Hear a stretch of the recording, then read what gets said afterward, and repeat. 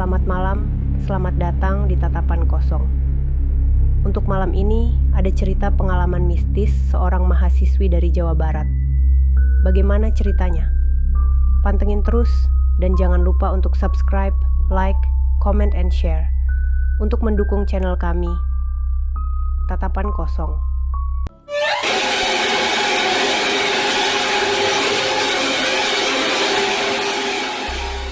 Sangat menyenangkan kalau liburan diisi dengan pergi ke pantai bersama sahabat.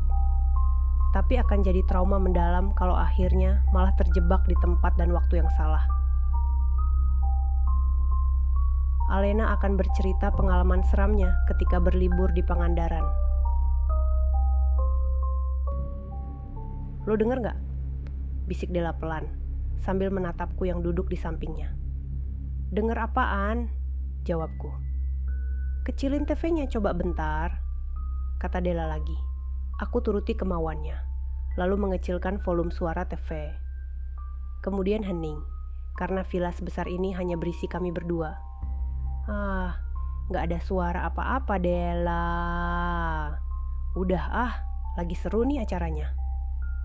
Begitu aku bilang ketika sudah mengecilkan volume TV, tapi tetap gak mendengar suara apa-apa. Tadi ada suara, gue denger. Sekarang hilang, jawab Della.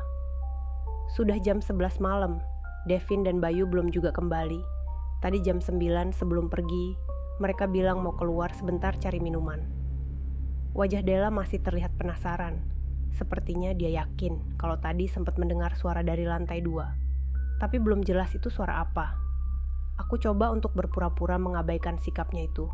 Sampai akhirnya dia ikut larut juga menyaksikan acara TV yang aku tonton. Ada apa di lantai 2? Apa yang Della dengar? Aku Alena. Della, Devin, dan Bayu adalah sahabat dekatku. Kami sudah berteman sejak kecil, karena kebetulan tinggal dalam satu komplek perumahan di Jakarta.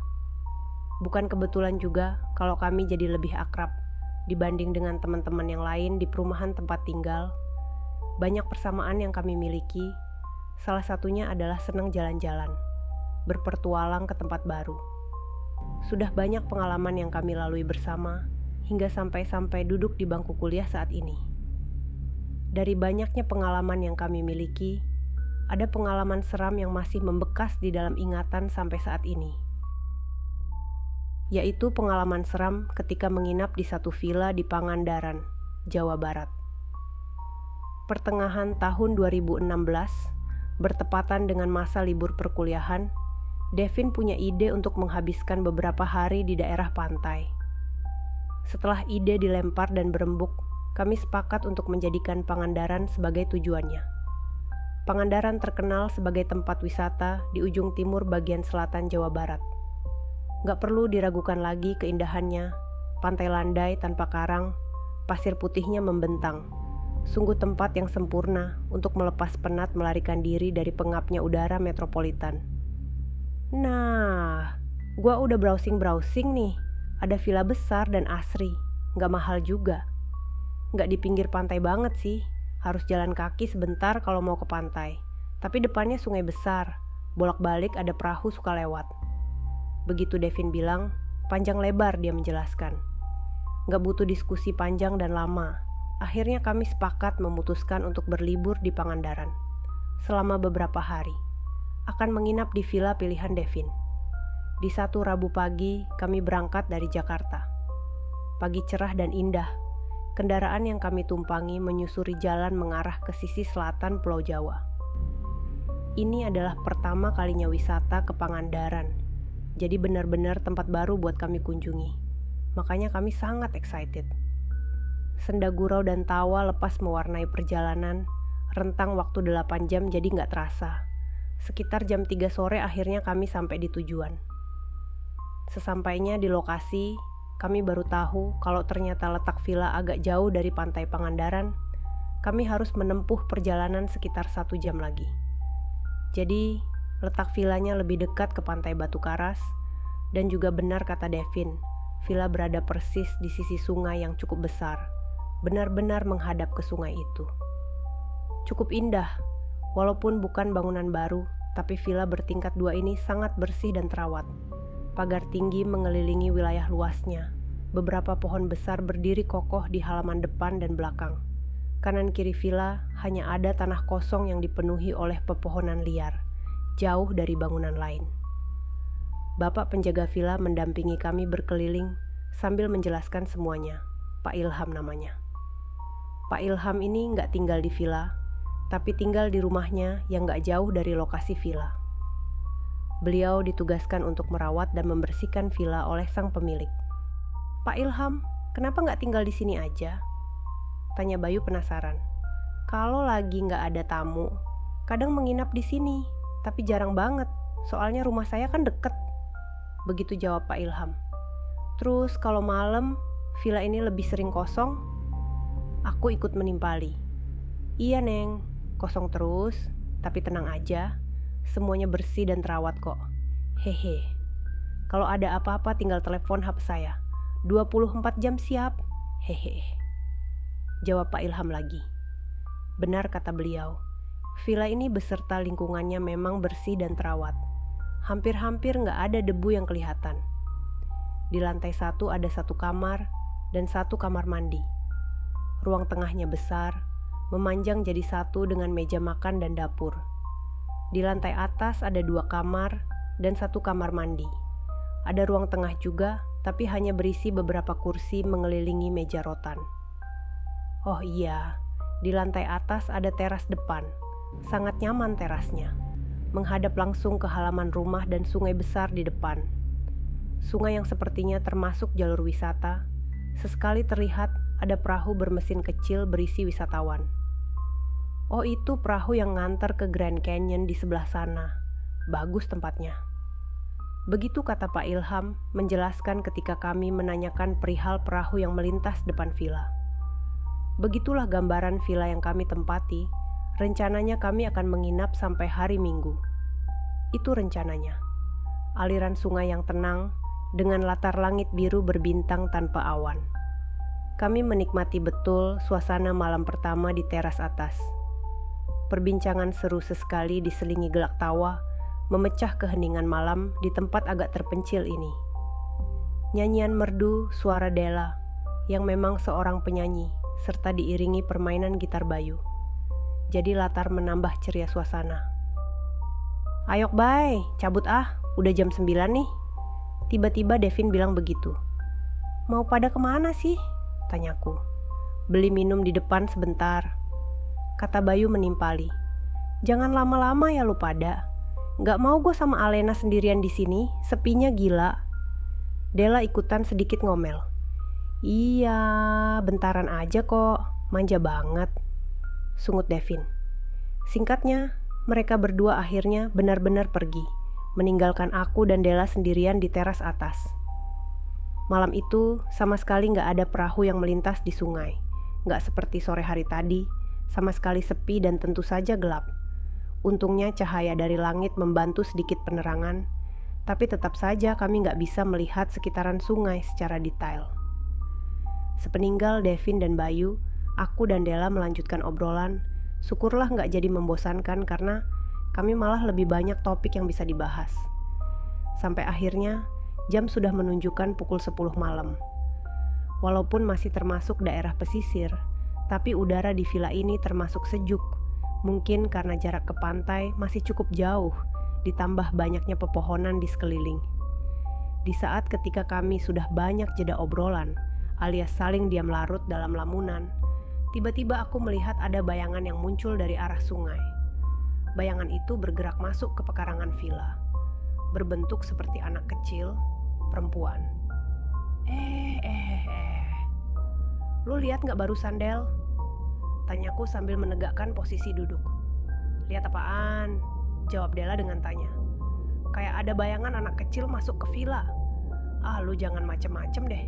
Udah malam nih, mana anak 2 itu lagi pergi lagi. Asli, gue lihat bayangan. Alena, gak ada.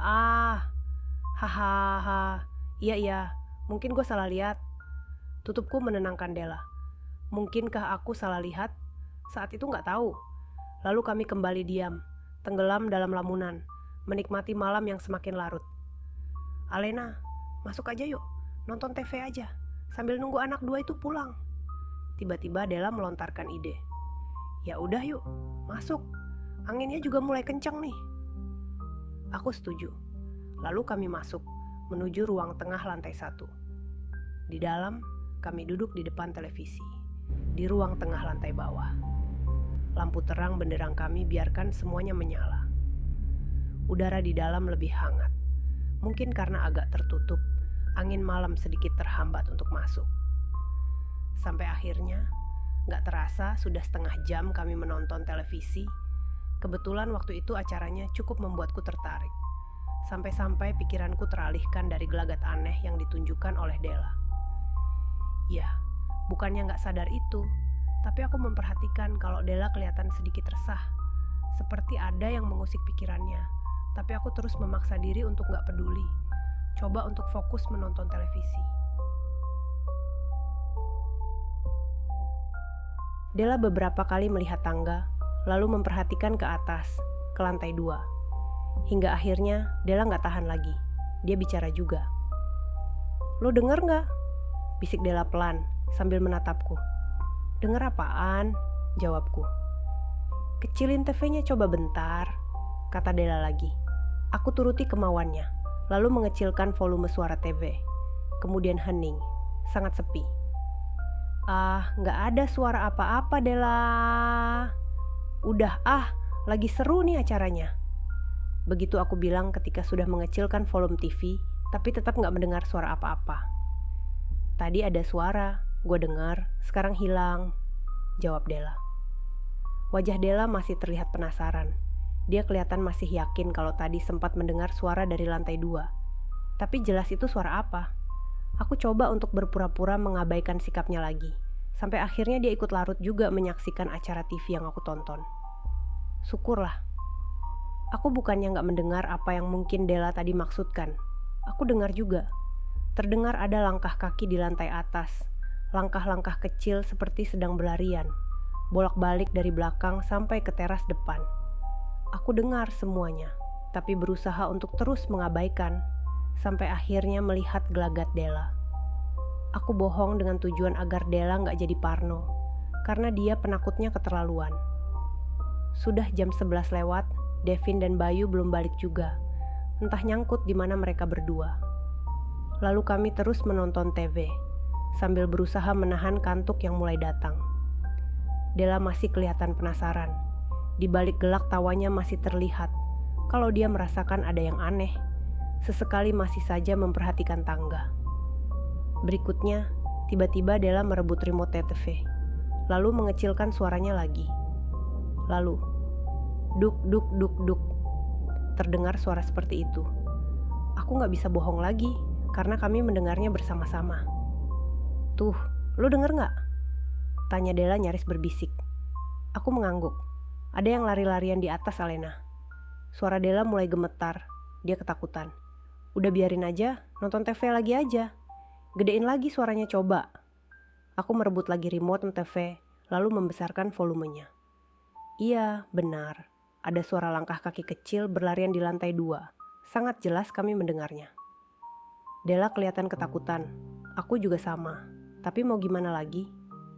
Kami jauh dari mana-mana, di luar gelap, kendaraan gak ada. Della terus saja memperhatikan tangga, sementara langkah kaki Kasih kedengaran sesekali walaupun samar tertutup suara TV. Sampai akhirnya kami mendengar suara pagar depan terbuka. Aku lari ke jendela untuk melihatnya. Ternyata itu Devin dan Bayu.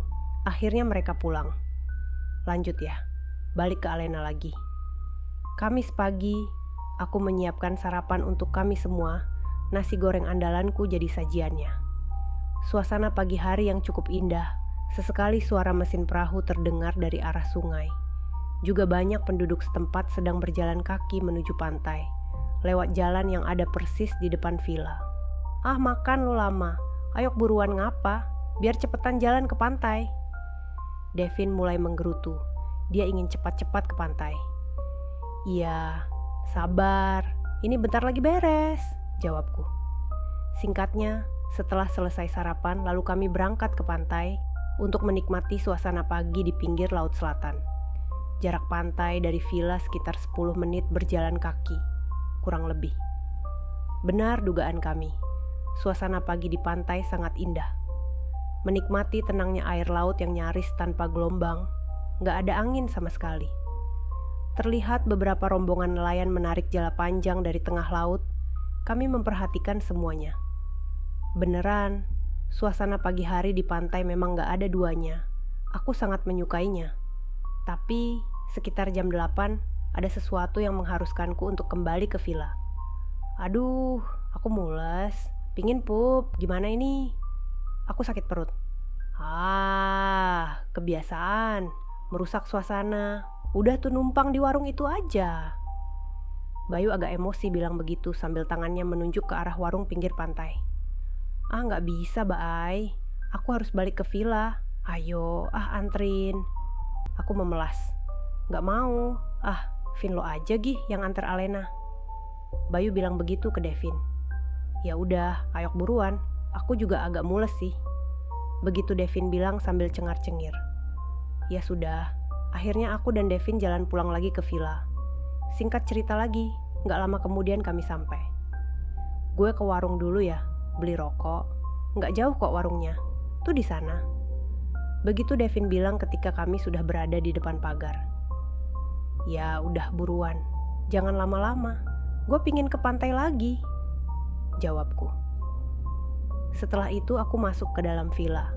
Sementara Devin lanjut berjalan ke arah jalan raya, menuju toko untuk membeli rokok. Karena sudah gak tahan lagi, aku langsung lari menuju kamar mandi lantai bawah yang letaknya di belakang. Lega rasanya setelah sudah berada di toilet dan melepas hajat.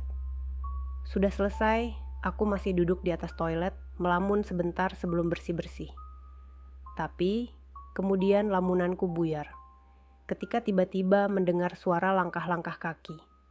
Langkah kaki yang sepertinya sama persis dengan yang aku dan Della dengar malam sebelumnya. Suaranya seperti suara langkah anak kecil berlarian, kali ini di lantai bawah. Terdengar jelas, karena memang dekat, di ruang tengah. Aku memperhatikan langkah-langkah kaki itu, terus menajamkan pendengaran dari dalam kamar mandi. Benar, sangat jelas kalau sepertinya ada anak kecil yang sedang berlarian di ruang tengah. Aku hanya bisa diam, ketakutan. Semakin takut lagi ketika langkah kaki itu tiba-tiba berhenti. Berhenti tepat di depan pintu kamar mandi. Ya Tuhan, apa yang harus kulakukan? Diam, gak berani bergerak sedikit pun supaya gak menghasilkan suara. Aku sangat yakin si pemilik langkah kaki itu sedang berdiri di balik pintu. Beberapa saat lamanya situasi seperti itu. Aku merinding ketakutan, nyaris menangis. Lalu langkah kaki terdengar lagi. Kali ini menjauh dari pintu, menuju ruang tengah. Aku terus mengikuti pergerakannya. Kemudian langkah kaki berhenti lagi, kali ini berhenti di ruang tengah. Lalu tiba-tiba terdengar keras suara televisi. Televisi yang aku sangat yakin dalam keadaan mati ketika masuk tadi, tiba-tiba terdengar menyala dengan sendirinya, dengan suara yang benar-benar keras. Aku menangis pelan, ketakutan, gak berani keluar. Tapi, Alena, panggilan suara Devin. Lu nyalain televisi kenceng banget sih, biar kedengeran sampai kamar mandi maksudnya. Terima kasih Tuhan, akhirnya aku mendengar suara Devin. Kemudian buru-buru keluar kamar mandi. Ke pantai lagi. Aku menarik tangan Devin, mengajaknya untuk buru-buru meninggalkan villa. Peristiwa pagi itu sengaja gak aku ceritakan kepada teman-teman lainnya. Aku gak mau merusak suasana liburan, walaupun kejadiannya cukup membuatku berpikir tentang siapakah pemilik langkah-langkah kaki itu. Lanjut, part 2.